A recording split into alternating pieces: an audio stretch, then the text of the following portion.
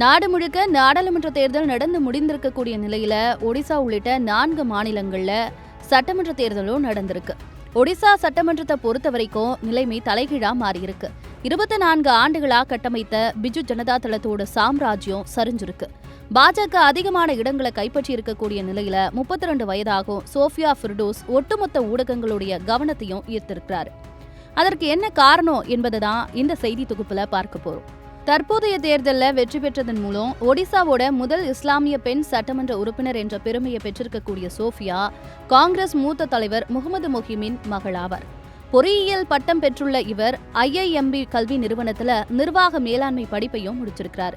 2023ஆம் ஆண்டுல real estate சங்கங்களுக்கான கூட்டமைப்பான கிரெடாயின் Bhubaneswar பகுதிக்கான தலைவரா தேர்ந்தெடுக்கப்பட்டாங்க.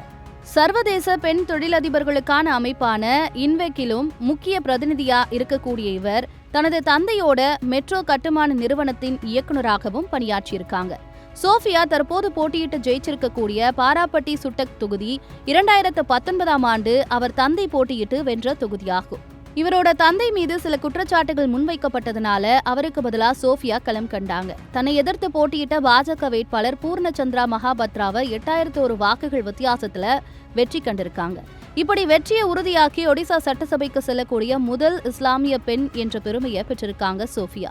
1972ஆம் ஆண்டு ஒடிசாவோட முதல் பெண் முதல்வரான நந்தினி சத்வதியும் இதே தொகுதியிலிருந்து தேர்வானது குறிப்பிடத்தக்கது.